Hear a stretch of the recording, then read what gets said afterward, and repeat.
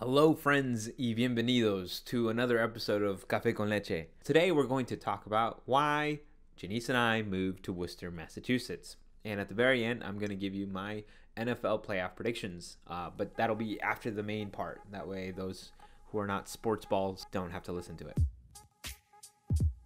You might be wondering, what happened? You were making them and then you stopped. I actually did make more, but one of them, I taped it and my wife was in the room and she made no reactions the entire time that I taped it. So I was already feeling kind of insecure about the fact that I was a little boring, and then Janice is there and she doesn't like react at all. So I'm like, this is definitely boring. I re-recorded that one. The sound on the re-recording was terrible. So at that point I was like, you know what, this topic is not meant to be. I recorded a couple more after that. One of them is in the drafts. The other one was like me getting sad about leaving Crosswalk Chattanooga. And yeah, so the point is I'm making them, I'm just not publishing them. Oh, isn't that my life in a nutshell? So enough about those undone files. We have moved to Worcester, Massachusetts. The reason why we moved here is actually pretty simple. When Janice graduated from nurse practitioner school, we thought about potentially moving then, but with the transition from nurse to nurse practitioner being so dramatic, we felt like it was a good idea for her to get some experience in Chattanooga before we relocated. This year, we kind of started thinking about potentially relocating. When the pandemic hit, Janice, as you guys probably know, felt motivated, called to go serve in one of the COVID-19 assignments and did so in New York City.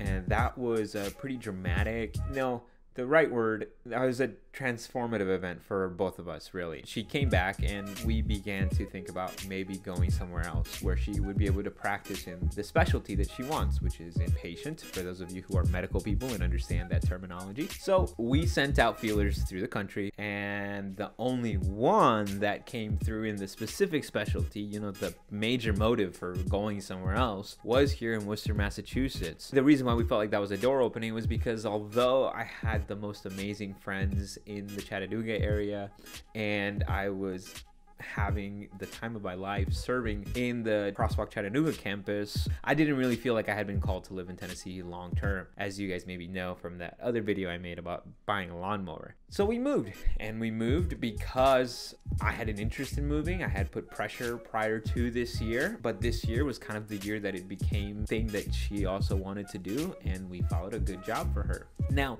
I like to work towards being a feminist, but I don't always consider myself to be the best citizen of feminism. Funny enough though, as we have told this story of our move to other people, a lot of people have looked at us and been like, wait, so what's Brian gonna do? Or there's like this cognitive dissonance that we would move, but not for something that is regarding my job or my career. And it's been really funny because I'm like, should I feel like less masculine or something because we're moving due to my wife? I mean, I don't know. Y'all tell me how I'm supposed to feel, because I don't get it. She is a professional. Her work is one that requires a lot of education and experience and makes more money than I do. Oh, and on top of that, I want to have kids one day. So definitely want to be able to have her have a stage of life where she is fully devoted to career. You know what I mean? So ministry, the elephant in the room, right? Has Bryant abandoned his call to ministry?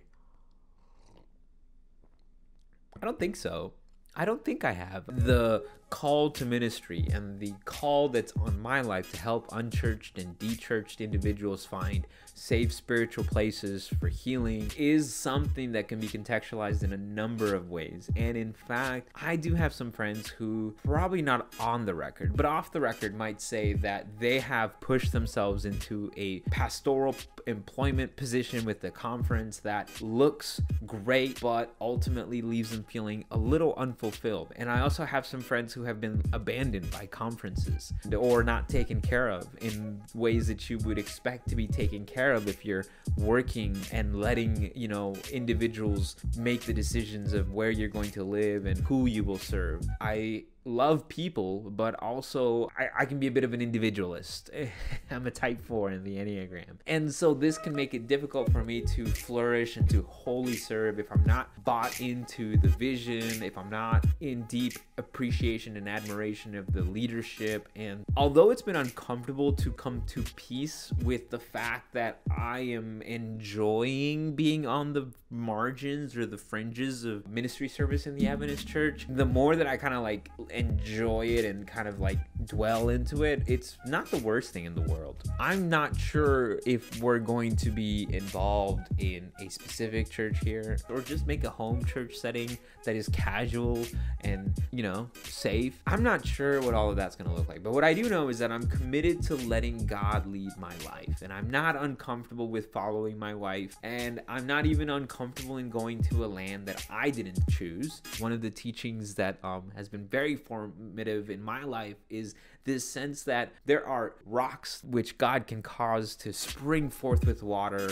everywhere around me. And I know, and I have full confidence that as long as I stay surrendered and I have eyes to see and ears to hear, that God will take me somewhere where I can help and where I can lead from myself, as opposed to having to fit some sort of other, you know, cliche. So kind of a long update, but that's kind of where we're at with our life.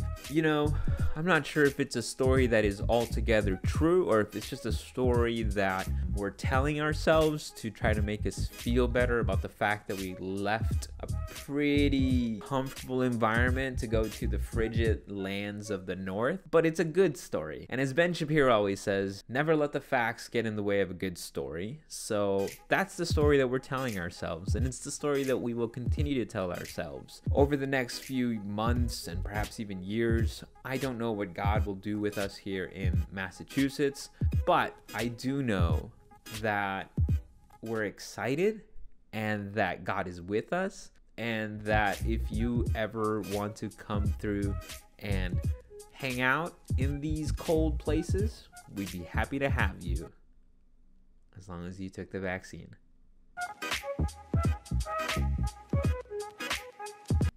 Thank you so much for watching, guys. Don't forget to give it a like, and I do appreciate everyone letting me know how much you enjoy hearing me on screen, because it makes me feel like I'm going somewhere with myself.